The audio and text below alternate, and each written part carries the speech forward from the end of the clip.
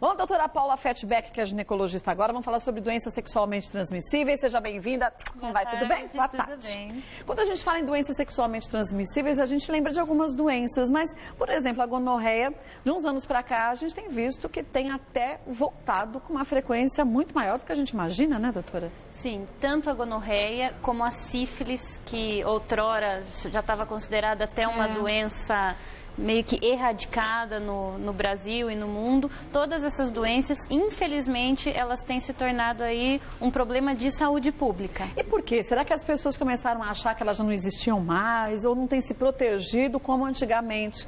Quando apareceu até o HIV, as pessoas começaram a se proteger mais, usar mais camisinha. Será que hoje as pessoas estão esquecendo um pouco disso? Na verdade, você tocou num ponto muito importante. O próprio HIV fez com que muitas dessas doenças sexualmente transmissíveis, principalmente a sífilis, voltassem à tona, uma vez que ela predispõe à infecção dessas outras infecções secundárias também.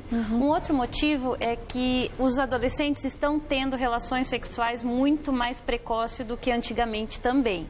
E, infelizmente, os adolescentes, eles não se cuidam tanto como deveriam. Então, é um problema de saúde pública que inicia desde o aprendizado na própria residência do adolescente, nas escolas e na saúde pública propriamente dita. Isso sem falar na terceira idade, que a gente tem visto também os números, infelizmente, crescendo de doenças sexualmente transmissíveis, até da própria AIDS, porque é uma fase que a pessoa fala assim, eu já estou na terceira idade, não tem mais problema, não vou engravidar. E não é só a gravidez que pode chegar, não, né? Exatamente. Se você for ver estatística, os números de HIV em pacientes da terceira idade são alarmantes e têm crescido progressivamente, justamente porque as pessoas, a partir de uma certa idade, também nos extremos, acabam não se cuidando tanto como deveriam e porque esquecem que hoje em dia não existe mais grupo de risco. Então, um idoso também é considerado hoje em dia um grupo de risco. Todos fazemos parte de um grupo de risco, né? Exatamente.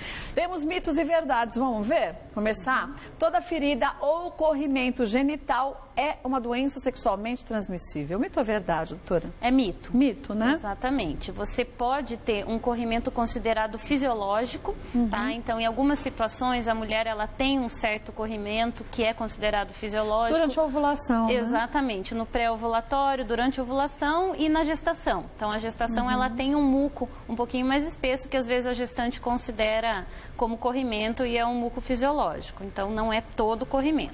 Mas o odor não é um odor forte nesses casos, Não, né? geralmente não. Outro corrimento que também não pode ser considerado doença sexualmente transmissível, mas que causa corrimento e é uma afecção, é a candidíase quando ela está muito proliferada, né? A cândida, ela é um fungo presente na vagina, é comensal, ele é da vagina da mulher, mas proliferando pode causar corrimento, geralmente sem odor, com características específicas, mas também não é considerado uma DST. Então, esse é um exemplo. É um fungo que faz parte da genitália feminina, quer dizer, está ali. Exatamente. Mas quando a imunidade da mulher cai, ou a gente consumindo muito açúcar, muda o pH da vagina e a gente pode ter a candidíase, né? Exatamente. As características ali de glicogênio, a própria gestação aumenta muito a predisposição, a imunodepressão, né? E às vezes ela pode ser sexualmente transmissível, entre aspas, porque o parceiro e a mulher, eles podem ficar se transmitindo, então por isso que se trata o parceiro, mas é um fungo comensal, ele não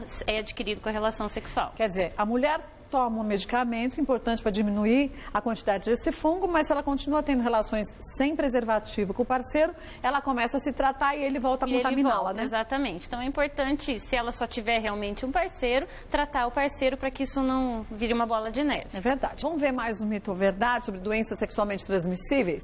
Os sinais de uma DST podem aparecer em outras regiões do corpo. Verdade. Verdade, né? Verdade. Uma das principais DSTs, características dessa sintomatologia é a sífilis, né? A sífilis, ela pode se manifestar, a princípio, como exantema, que são lesões pruriginosas ou não, mas geralmente não, que acometem a região palmo-plantar e o corpo todo, mas além de outros sintomas. Lesões nas mãos, de que Exatamente. característica? Geralmente são vesículas, tá? São ou vesículas. pápulas, são lesões com uma secreção, geralmente tipo uma interna. feridinha Exatamente. Que solta um líquidozinho. E lesões assim eriteriformes, que são avermelhadas, tá? Que geralmente não descamam. Essas lesões podem ser uma das principais manifestações da sífilis secundária. Gente, micose também pode dar a mesma coisa, não é para você ficar alarmada. É para você ir ao médico e não se automedicar. Exatamente.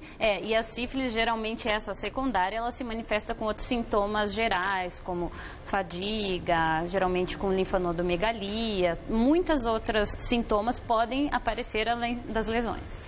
É importante a gente lembrar que muitas vezes as pessoas acham que a doença sexualmente transmissível se curou sem fazer um tratamento e ela pode simplesmente regredir um pouco, principalmente na mulher grávida. Durante a gravidez ela se manifesta com mais força ainda, até podendo passar a própria doença para a criança, para o feto, né? Exatamente. Entre essas doenças, a própria sífilis, né, que a sífilis neonatal é uma das principais doenças de transmissão vertical, que são transmissão placentária, né? O herpes vírus é um vírus que infelizmente não tem cura. Uma vez adquirido, ele permanece latente, geralmente no sistema nervoso central, e ele pode voltar a agir durante a gestação, então é importante o diagnóstico, entre outras infecções que permanecem. O próprio HIV, né? Também, várias infecções que você pode não ter sintoma nenhum, mas durante a gestação principalmente, ele pode voltar a se manifestar pela baixa imunidade que a gestante apresenta. Por isso que o ideal, gente, é que se faça os exames todos antes de você pensar em engravidar. Exatamente. Porque se você tem alguma doença que não tem sintoma ainda, você já faz o tratamento e depois engravida com segurança, né? Para você e para o bebê, né, e durante o pré-natal. Também, né? Então, né? todas essas sorologias que são relacionadas ou não com TST, mas a maioria sim, devem ser feitas no início do pré-natal, no primeiro trimestre, e repetidas no início do terceiro trimestre, caso haja uma infecção durante a gravidez. Além desses pré-nupciais, que a gente chama antes de engravidar. Seriam primordiais, né? Exatamente. Vamos para mais um mito ou verdade? Vamos lá. Algumas doenças sexualmente transmissíveis podem ser transmitidas por picada de inseto. É mito. Isso é um grande mito, né? Exatamente. Se fosse assim, gente, a gente estava todo mundo contaminado praticamente, né? O nome propriamente já diz. Então, sexualmente transmissível tem que ter o contato sexual. Mas aí a gente entra num outro ponto também. Obviamente que se preconiza o uso de camisinhas, isso independente de você só querer evitar uma gravidez. Mas algumas doenças sexualmente transmissíveis, só a camisinha masculina, que é aquela que consegue proteger o pênis, não é o suficiente. Porque algumas doenças também ficam no saco escrotal, né? Exatamente. Então, às vezes, você tem uma infecção mesmo usando o preservativo. Sem contar que o preservativo, às vezes, ele rompe, né? Exatamente. E lembrando que, às vezes, a paciente ela não tem só a relação sexual pela vagina. Então, a relação sexual anal também transmite essas doenças. Ou sexo oral, o HIV, né? E o sexo oral. Exatamente. O sexo oral é um importante transmissor. O herpes vírus, muitas vezes, até em pacientes virgens, você tem infecção pelo sexo oral. Vamos para mais um mito ou verdade?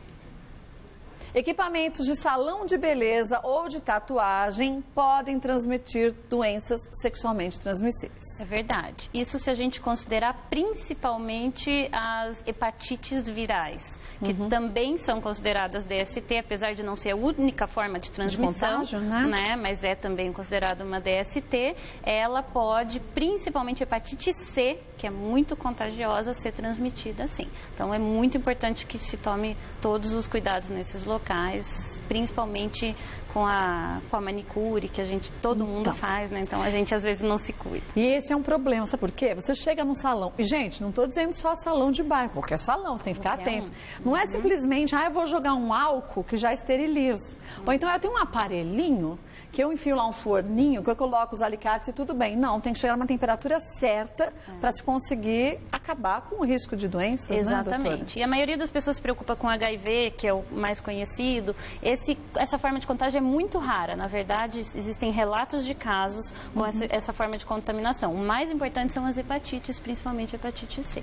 Vamos para uma doença gravíssima que cronifica. É verdade. Vamos para mais um mito ou verdade? Mães infectadas podem transmitir a doença para os seus filhos, como a gente diz, pode acontecer, né? Exatamente. Em alguns casos, é importantíssimo que se faça o tratamento, pois, por exemplo, o sífilis neonatal, o herpes neonatal, eles levam ou ao óbito fetal ou ao óbito neonatal ou a sequelas gravíssimas, como retardo mental, surdez, cegueira, entre outras afecções, assim, que se não tratadas, aproximadamente 100% no caso da sífilis, por exemplo, dos fetos após 16 semanas de gravidez, são infectados. E tem como a gente evitar, né, gente? Fazendo os exames, o tratamento antes de engravidar ou se descobrir durante a gravidez também. Tem esse tratamentos disponíveis, né? E a sífilis é super simples, que é a penicilina. A famosa penicilina, um tratamento adequado, previne aí não 100%, mas o risco cai de 98% para 1 a 2% de infecção vertical. Muito pouco, né? Vamos agora a mais um mito e verdade. Hoje falando sobre doenças sexualmente transmissíveis. Todo filho de mulheres portadoras do HIV também terão o vírus. Mito. Não, né? Um mito. Mito. Na verdade, atualmente, é muito raro que, se a mãe for tratada durante a gestação corretamente, se fizer profilaxia intraparto e fizer profilaxia do recém-nascido, que isso aconteça. O risco é menos de 1%. Na verdade, é raríssimo que isso aconteça, contando que a mãe se trate durante o pré-natal e durante o parto. Quando acontece da criança, do bebê nascer com HIV, nessas portadoras, é que normalmente elas podem ter ainda associados aí o uso de drogas, não sabem que são portadoras da doença e aí acaba contaminando o bebê, né, o feto. Mas mesmo assim, se ela estiver num hospital, não tiver nenhuma sorologia e se fizer uma sorologia rápida, pode-se fazer profilaxia intraparto e fazer a profilaxia para o recém-nascido. Obviamente, o risco aumenta. Né? Exatamente, mas até 6 semanas esse recém-nascido é tratado, havendo uma diminuição significativa aí do risco também. Bom lembrar, gente, que a gente não tem que ter medo de diagnóstico nenhum nessa vida. A gente tem que ter medo do não tratamento. E aí só depende da gente. Sentiu um sintoma? Pode ser no caso das doenças sexualmente transmissíveis, uma coceira, um ardor, até a dor na hora de fazer um xixi. Vá até ao seu médico, homens e mulheres. Quanto antes você descobre qual é o teu problema, mais rápido de solucioná-lo, né?